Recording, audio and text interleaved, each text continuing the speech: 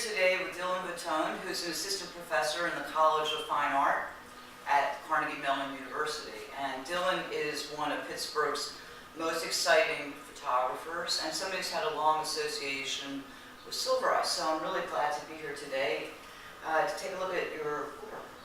Thank you for coming.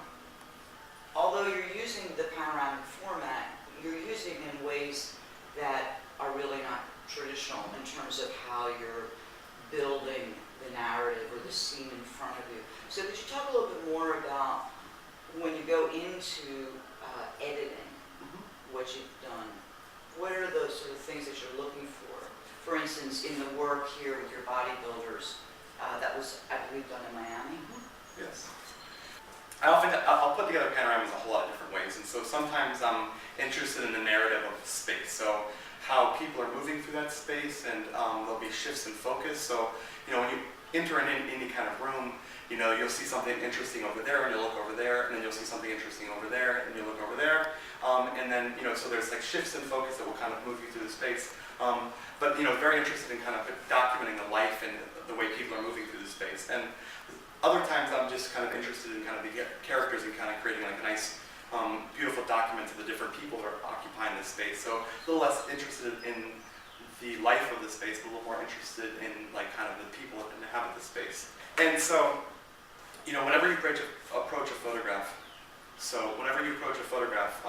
we always read it as one moment, and I think you still do that with my photographs, but then you start seeing that there's oftentimes a repeat of characters, and you realize that something else is kind of happening, and so it allows you to kind of engage with that story. Just you spend a little bit more time trying to pick it apart and look at it and kind of look at the different characters in the photographs. And so hopefully, you engage with it like a typical panorama you would, but then at the same time, you spend a little more time kind of trying to decipher it and figure out what else is going on in this picture.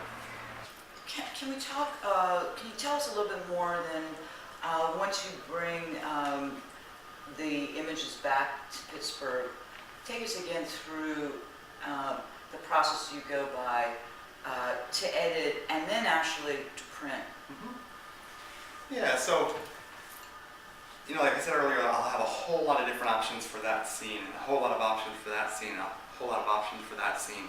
And historically, the Pittsburgh work and the South Boston work, I would have contact sheets, and so I could flip them over. So I know I want to photograph. I want it to function on this one.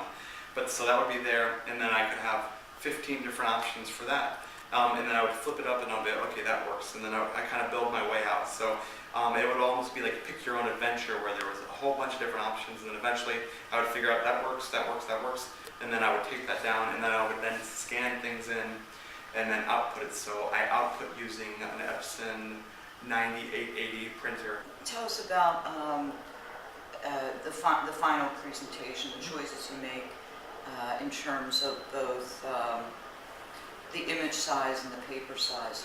How long do you like these to get? Generally they're around 7 to 8 feet, and the size, they're not super tall. They're usually about 10 inches tall by 6 to 8 feet long, and I find that that's reasonable as far as shipping goes, and it doesn't get crazy as far as framing goes, but allows you to then step back and see it, and then get a little bit closer and see it, like we talked about, kind of it functioning on different levels, and so the scale allows it to kind of do both of those pretty well.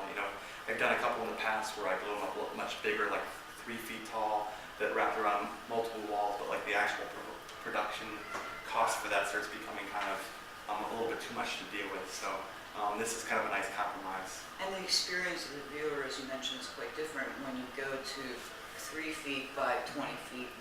Here, you still have the ability to move close, to see details. Whereas when you start, one of the things that strikes me about photography today, and I guess one of the biggest choices that photographers have, given all of the tools available to them, is making the right choice in terms of scale. And lots of photographers seem to me err on the side of grandiosity, of large scale, partly as a function of marketplace. This is what a lot of dealers want in terms of what they show, because in some ways it has the physical presence and might command the same price as say a painting or something else. And yet that's often not the right choice for that artist. And so I'm really impressed with the decisions that have gone in and to the size and focus of the work, and that you haven't sort of succumbed to maybe there have been pressures on you from your dealers to go bigger. No, I have the world's best galleries, and they're always kind of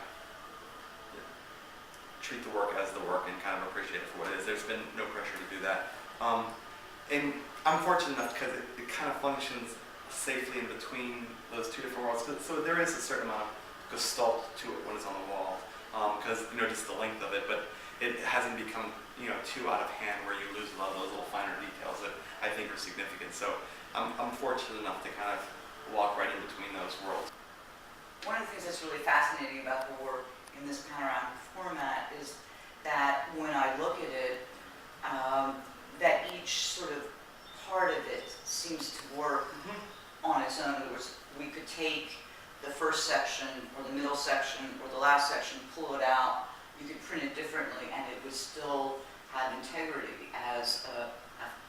it would still have integrity. Yeah. And I wonder, is that intentional as you're constructing the images? Yeah, very much so. Like the format on a whole has oftentimes been about like the breadth of the whole entire space and moving your eye through the whole entire space, and I'm very much interested in that, like the micro versus the macro, and like kind of stepping back and absorbing the whole entire space, but then also being able to get close to it and kind of pick up the little details, like the way the person holds a fish for the camera, or the way that person's pointing at the other person making fun of them. So you get this whole entire experience, but you can also get in there and pick apart the little nitty-gritties there. And I grew up making street photographs, and like kind of that way things line up and that decisive moment has always been a big part of my photographs. And so the little qualities of the image and the way stuff overlaps with one another, it's always been a really important thing for me personally, to get that quality image within the individual frames, but then also make it